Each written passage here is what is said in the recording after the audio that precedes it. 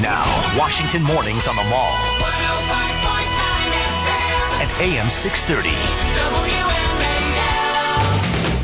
On the line right now, Ambassador John Bolton, good friend of this program. We want to get right into the discussion about the president's comments with Dmitry Medvedev that were accidentally caught on a shotgun microphone that have many people very concerned. You've heard what he said to President Medvedev, and that he would pass on the message to transmit the message to Vladimir Putin. What do you think about it? Well, I think it's an absolutely astounding conversation, a real fire bell in the night for anybody who's worried about what President Obama will do in a second term when he's freed from ever having to face the voters again. And while this conversation appeared to be, obviously we came in on the end of it, but appeared to be about missile defense, the president himself said to Medvedev that it could have broader implications as well. So I think when you hear a president of the United States telling an adversary in negotiations, and we are in an adversarial posture with Russia on missile defense, when he says, just give me a little space here until after the election and I can be more flexible, he's not talking about being tougher. He's talking about giving away more of the American position. All right, and now John Boehner, the Speaker of the House, withheld his fire while the president was overseas, a long-held sort of policy that you don't criticize the president when he's out of the country. But as soon as the president returned to the United States, Boehner opened fire. What do you think about that?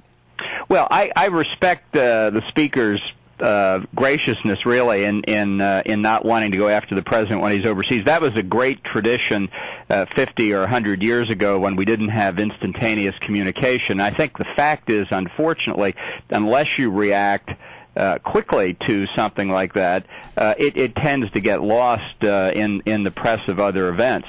And it's something that's obviously a subject of debate here, and I think it's warranted. I understand where Speaker Boehner's coming from. I'm afraid that he's maybe a more polite man than the day warrants. Now, I know you support Mitt Romney. Mitt Romney's comments said that Russia was the number one geopolitical foe of the U.S. Did that go too far?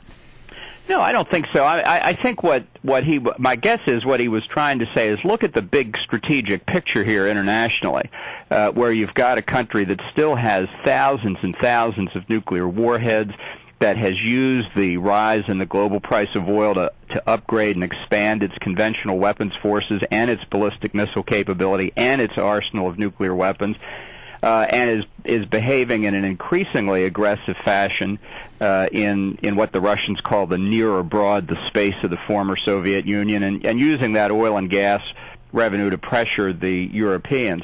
So I think in big strategic terms, the Russians are a potential adversary in many respects, as is China. We've got other threats, too. The threat of terrorism, the threat of nuclear proliferation, but I don't think he was wrong there. All right. Meanwhile, the heat, at least John McCain wants to turn up the heat on Syria a little bit more and introducing a resolution to condemn Syria's regime. Does that do anything, and what can we really do when it comes to Syria at this point? Well, I think we're kind of stuck at this point. It's a very complicated situation, and it's made enormously more complicated by Iran, which is willing to kill a lot of Syrians to keep the Assad family dictatorship in power. And I'd say as well, the administration has played into Assad's hands yet again by following the United Nations route, by saying appointing Kofi Annan, the former Secretary General, to be the joint envoy both of the Arab League and of the UN. So this was entirely predictable. Kofi Annan goes in, he comes out with a plan. It's immediately for a ceasefire, humanitarian assistance, and so on. The plan is immediately endorsed by Syria and Russia. And today, in fact, the Russians called on the Syrian opposition to accept Kofi Annan's UN mediation effort. All right, but you're not suggesting we do the same thing in Syria that we did in Libya, are you?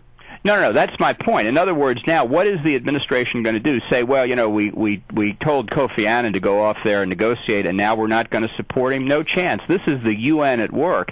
And as I say, entirely predictably, Kofi Annan can't make a simple declarative sentence. He can't say the sun is shining. He'd say the sun is shining, but it could be rainy tomorrow, or it could be partly cloudy tomorrow, it could be partly sunny tomorrow. And that's the kind of plan he's come back with. The Syrians and the Russians have adopted it. The pressure is now on Britain, France, and the United States to adopt it, and we're stuck in a process that I think allows the administration no flexibility, and which benefits the Assad regime at the end of the day. What is your current read on the situation between Israel and Iran, and when Israel might be forced to take action if nothing gets better? Well, I think the Israelis have got to make a decision. I think they've got to make a decision sooner or later. I think if they decide not to strike, it means Iran is going to get nuclear weapons, and in the very near future. I think the rhetoric, the temperature, the level of discussion worldwide on that has gone down. I think that's probably something Israel wants. They're not going to have strategic surprise if they decide to attack Iran, but tactical surprise could be quite useful, and I think just the lowering of the world's attention on the subject helps them somewhat in that regard. But I think their preparations are underway pending a final decision. Do you think the gaffe that came from the president in Korea with the Russians, if you're Benjamin Netanyahu, do you read anything into that? Well, if he's telling the Russians these things behind closed doors, is this something, if he's telling me something now, can I trust him after the election? Do you think it speeds up the process at all? Well, if I were Netanyahu, I'd say, look, if the president is prepared to give away American missile defense capabilities, concede this to the Russians, what's he going to do about Israel, for goodness sake? So to me, that would say to Israel, you got to look out for number one here, and sooner rather than later. All right. Ambassador Bolton, it's always a pleasure to have you on. Thanks very much.